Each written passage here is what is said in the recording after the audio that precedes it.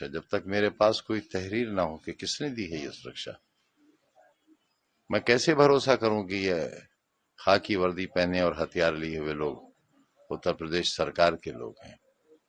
ایک بات۔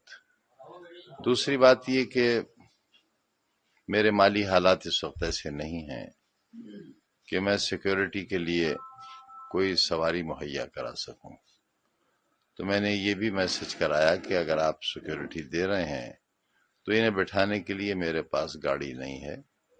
Y security میں یہ پروویژن ہے کہ آپ گاڑی، تیل، ڈرائیور وہ سب مہیا کرائیں گے، جو مجھے ابھی تک نہیں کرایا گیا ہے۔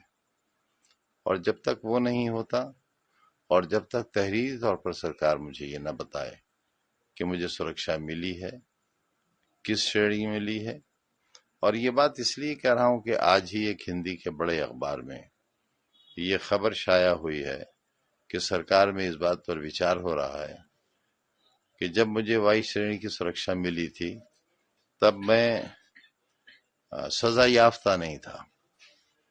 اب میں کیونکہ مرغی چوری کے الزام میں 21 سال کی سزا پڑی ہے، مجھے 36 لاکھ کا جرمانہ ہے مجھ پر، صرف ایک مقدمے میں، ابھی 113 کے فیصلے باقی ہیں۔ تو جب میں سزا یافتہ مجرم ہوں اور بقول اس اخبار کے سزا یافتہ کو سیکورٹی نہیں مل سکتی، تو میں یہ کیسے مان لوں کہ یہ لوگ جو آئے ہوئے ہیں یہ کب واپس لے لیے جائیں گے؟ اگر میرے پاس کوئی ایشورنس نہیں ہوگا، شیورٹی نہیں ہوگی ان کے رہنے کی، تو میں کیسے بھروسہ کروں گا؟ لہذا میں منتظر ہوں اس کا کہ جو ایک بار ایم ایل اے رہ لیتے ہیں اور نہیں رہتے، ان کے پاس بھی 2 گنر ہیں، اور بعض لوگوں کے پاس تو زیڈ سیکورٹی ہی ہے۔ ایک بار ایم ایل اے ہو جانے کے بعد بھارت سرکار کی سیکورٹی ہے، کمانڈوز ہیں ان کے پاس۔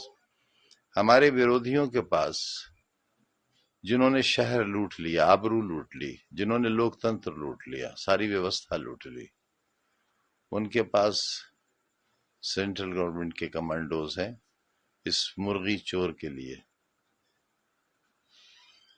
تو کم سے کم اتنی سرکشا تو مجھے دی جائے جتنی سرکشا میرے ویرودھیوں کے پاس ہے۔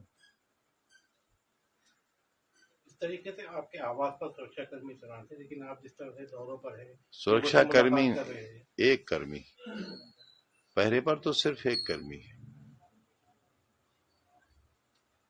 اور دوروں پر تو ہمت ہی نہیں ہے جانے کی۔ بار بار دہلی جاتا ہوں چیک اپ کے لیے، پھر جانا ہے مجھے، اکیلے جاتا ہوں اکیلے آتا ہوں۔ کیا فرق پڑتا ہے؟ کیا فرق پڑتا ہے اگر میرے ساتھ کوئی حادثہ پیش آ جائے؟